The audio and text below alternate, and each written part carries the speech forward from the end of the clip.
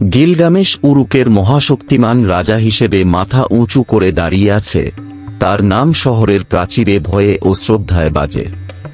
তার শক্তি অবরুদ্ধ, তার ক্ষমতা নিঃসন্দেহ এক গর্বিত শাসন যা অহংকারের সীমায় পৌঁছে গেছে। মানুষ তার ঐশ্বরিক বংশধরের কথা বিস্ময়ে ভরে দেখে তাকে আধা দেবতা আধা মানুষ মনে করে, এমন এক শাসক যিনি মহত্বের জন্য ভাগ্যবান। কিন্তু এই ভীতিপূর্ণ বাহ্যরূপের নিচে লুকিয়ে আছে একটি ভঙ্গুর সত্য। গিলগামেশ অপ্রকাশিত এক ভয়ের দ্বারা বাধ্য, মৃত্যুর অবশ্যম্ভাবিতা। যদিও সে সৈন্য এবং দেবতাদেরই আজ্ঞাবাহী, তার নিজের মরণশীলতার ভাবনায় সে গভীরভাবে কাঁপছে। এই ভয় তার হৃদয়কে নিঃশব্দে ছিঁড়ে যাচ্ছে, একটি ছায়া যা সে তার নির্মম শাসন এবং মহৎ বিজয়ের আড়ালে লুকিয়ে রাখে, সেই ভাগ্য স্বীকার করতে অস্বীকার করছে যা কোনো রাজা করতে পারে না। জঙ্গলের গভীর থেকে উঠে আসে এনকিদু, একটি কাঁচা বন্য আত্মা যাকে দেবতারা গিলগামেশের অতিরিক্ত অহংকারের ভারসাম্য রাখার জন্য তৈরি করেছেন। শরীর পুরো শিকড়ে ঢাকা, শক্তিশালী ও জোরালো, সে জন্তুদের মাঝে বসবাস করে। মানুষের আইন বা শহুরে জীবনের কোনো ছোঁয়া নেই তার ওপর। তার শক্তি রাজ্যের সমপরিমাণ এবং তার বন্যতা উরুকের শৃঙ্খলাকে সরাসরি চ্যালেঞ্জ করে। যখন এনকিদু শহরে প্রবেশ করে, তাদের প্রথম সাক্ষাৎ হয় বিদ্যুতের মতো, একটি দৃঢ় ইচ্ছা এবং শক্তির লড়াই যা জমি কাঁপিয়ে দেয়। কিন্তু যা শুরু হয় প্রতিদ্বন্দ্বিতা হিসেবে, তা দ্রুত বদলে যায়। তাদের তীব্র সংঘর্ষের নিচে গড়ে ওঠে সম্মান এবং ভ্রাতৃত্বের একটি স্নিগ্ধ সম্পর্ক। এনকিদুর মধ্যে গিলগামেশ পায় শুধু একজন প্রতিদ্বন্দ্বী নয়, বরং একজন ভাইযোদ্ধাকে, যে তার জীবন চিরতরে বদলে দেবে। গিলগামেশ ও এনকিদুর মধ্যে যে তীব্র বিরোধ শুরু হয়েছিল তা দ্রুত রূপান্তরিত হয়ে যায় একটি অটুট বন্ধনে, যেন কঠিন স্টিলের মতো দৃঢ়। তারা দুজনে অবিচ্ছেদ্য হয়ে ওঠে, রক্তের সম্পর্ক না হলেও তাদের মিলিত উদ্দেশ্য ও বিশ্বস্ততার বন্ধনে। একসঙ্গে তারা সাহসী অভিযান শুরু করে, যেসব কাজ কোনো মানুষ আগে সাহস করে দেখায়নি।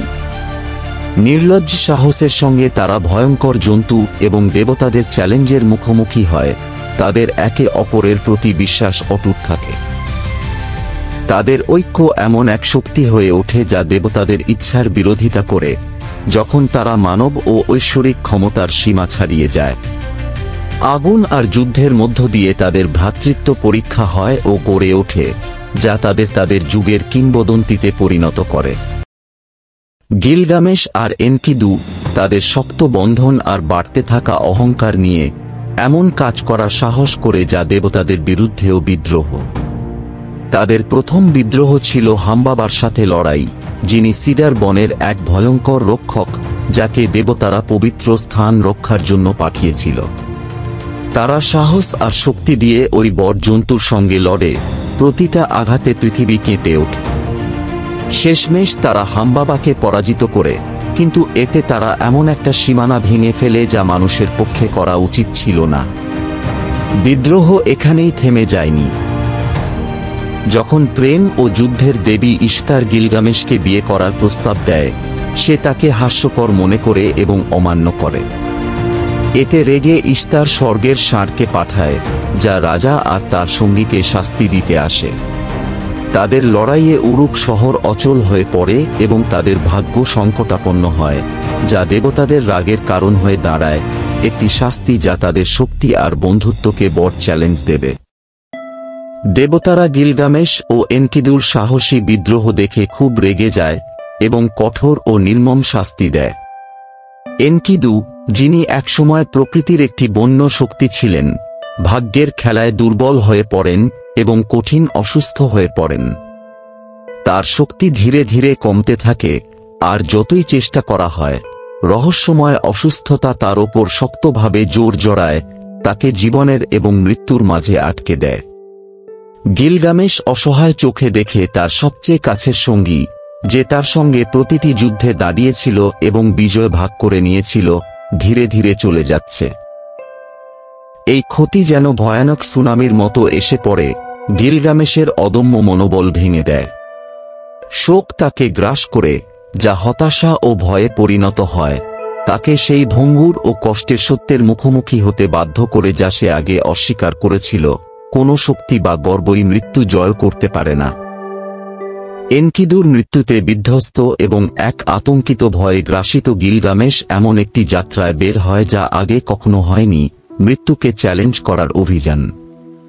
সে উরুকের পরিচিত পৃথিবীর বাইরে চলে যায়, বিস্তীর্ণ মরুভূমি, অন্ধকার বন এবং বিপজ্জনক পাহাড় পার হয়ে এমন স্থানে পৌঁছায় যা শুধুমাত্র কাহিনীতেই শোনা যায়। এই সব জায়গা প্রাচীন দেবতাদের শাসিত এবং জাদুর দ্বারা রক্ষিত, যাদের স্মৃতি মরণশীলদের কাছে হারিয়ে গেছে। পথ চলতে গিয়ে গিলগামেশ ভয়ঙ্কর পরীক্ষার মুখোমুখি হয়। দৈত্যরা তার সাহস পরীক্ষা করে, রহস্যময় মানুষরা তার সংকল্পকে চ্যালেঞ্জ দেয় এবং ধাঁধাগুলো তার জীবন ও মৃত্যুর ধারণাকে প্রশ্নের মুখে ফেলে। শোক আর আশা নিয়ে চালিত হয়, সে চিরস্থায়ী জীবনের অজানা রহস্য খুঁজে বেড়ায়, জানে না যে এই যাত্রা তার প্রত্যাশার চেয়ে অনেক বেশি কিছু প্রকাশ করবে। গিলগামেশ যখন মানুষের পৌঁছানোর বাইরে থাকা জায়গায় যায়, তখন সে দেবতাদের সম্পর্কে ভয়ঙ্কর সত্য জানে। যারা মানুষের ভালোবাসার দেবতা মনে করেছিল, তারা আসলে বদমেজাজি এবং চতুর। তারা নিজেরা মজা ও ক্ষমতার জন্য মানুষের জীবন নিয়ন্ত্রণ করে। গোপন স্থানে দেবতাদের মধ্যে বিশ্বাসঘাতকতা হয়, বন্ধুত্ব ভেঙে যায়, আর নির্মম পরিকল্পনা তৈরি হয়। গিলগামেশের দেবতাদের ওপর বিশ্বাস নড়বড়ে হয়ে যায় যখন সে বুঝতে পারে চিরজীবন এমন কিছু শক্তির হাতে রক্ষিত যা অনেক বেশি নিষ্ঠুর আর স্বার্থপর। তার বিশ্বাস ভেঙে পড়ে, আর সে শুধু দেবতাদের নয়, নিজের জীবনের মানেও সন্দেহ করতে শুরু করে।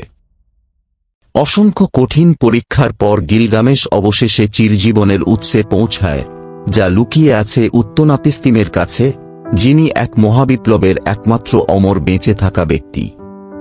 মৃত্যুর কবল থেকে চিরতরে পালানোর সম্ভাবনা পেয়ে তার মনে আশা জাগে, কিন্তু সেই আশা ভেঙে যায় যখন উত্তনাপিস্তিম কঠোর সত্য বলে চিরজীবন কোনো আশীর্বাদ নয়, বরং একটি অভিশাপ।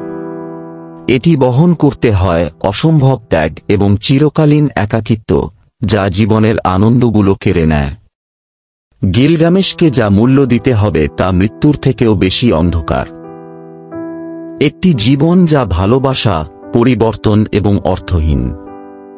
চিরন্তন স্বপ্ন ভেঙে পড়ে, আর তাকে মেনে নিতে হয় যে চিরজীবন কেবল একটি মায়া, আর প্রকৃত শক্তি অন্য কোথাও আছে।